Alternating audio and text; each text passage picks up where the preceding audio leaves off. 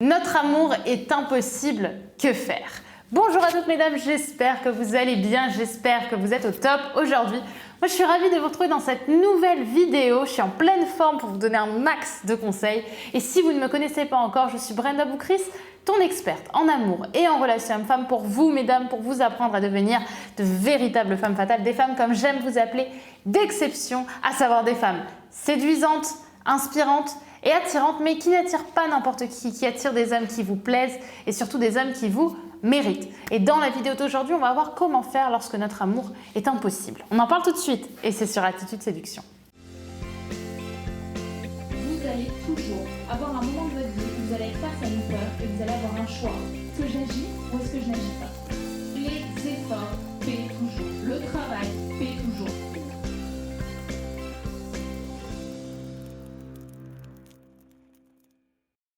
Avant tout, si ce n'est pas déjà fait, je t'invite à télécharger ta formation gratuite qui est disponible juste ici, juste en dessous, en description. Et également, si ce n'est pas déjà fait, à cliquer sur le bouton rouge, le bouton s'abonner juste en dessous, puisque chaque matin, je te publie une nouvelle vidéo de conseils en amour, en confiance en soi, en leadership au féminin et pour mieux comprendre les hommes afin que tu aies ce petit boost de motivation qui t'aide à passer une journée plus lumineuse et plus inspirante.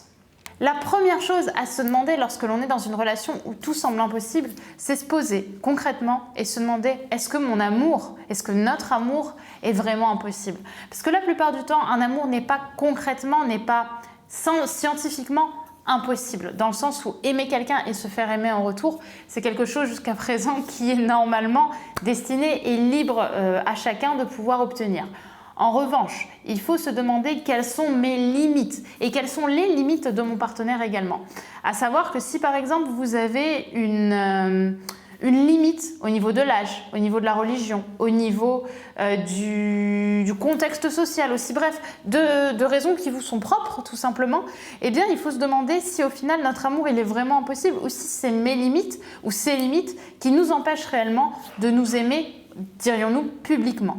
Il faut donc concrètement se demander si, avec votre homme, vous avez les mêmes limites et aussi les mêmes ambitions en amour. À savoir, est-ce que lui a envie de se projeter avec vous et au final, qu'est-ce qu'il a envie d'avoir et qu'est-ce qu'il est prêt à sacrifier pour justement être dans son bonheur et être dans un bien-être, on va dire, quotidien.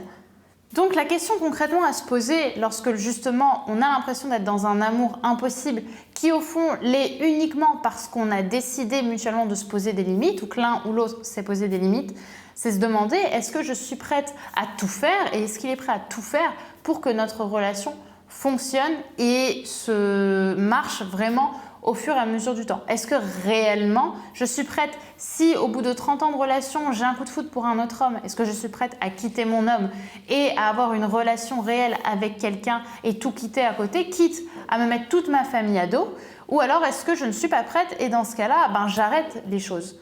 Le but, c'est donc de se poser les bonnes questions, de concrétiser vraiment les tenants et les aboutissants et de savoir agir en conséquent. Alors, il faut donc se demander quels sont les tenants et les aboutissants. Est-ce que je suis prête à tout sacrifier? Est-ce qu'il est prêt à tout sacrifier? Quelles sont mes limites? Quels sont au contraire les efforts qu'on est prêt à faire l'un et l'autre?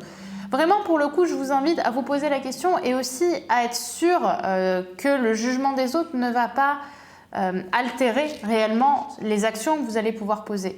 J'ai vu des gens réellement, pour leur amour, se mettre en conflit avec leur famille, avec leurs parents, pour justement que cet amour devienne possible.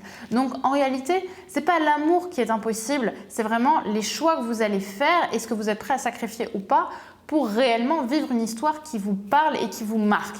Donc c'est vraiment ce côté compliqué et savoir aussi assumer quand, au fond, on sait que c'est pas possible pour nous de passer outre une raison qui rend cet amour impossible et savoir arrêter la relation pour vous libérer l'un et l'autre. Voilà pour cette vidéo, mesdames. J'espère qu'elle vous aura parlé et qu'elle vous aura aidé à comprendre comment fonctionnent justement les amours que l'on dit impossibles. J'espère que cette vidéo vous aura plu. N'hésitez pas à me dire par commentaire ce que vous en avez pensé et bien évidemment également à vous abonner en cliquant sur le bouton rouge, le bouton juste ici, puisqu'on se retrouve dès demain pour une nouvelle vidéo de conseils en amour, en relation homme-femme, bref, autour de ce boost de motivation pour que tu deviennes définitivement une femme confiante et attirante où que tu sois. Je vous dis à demain et n'oubliez pas juste avant de télécharger votre cadeau gratuit qui est disponible juste ici. À demain mesdames et n'oubliez pas que dans tous les cas, vous êtes au top. Bye.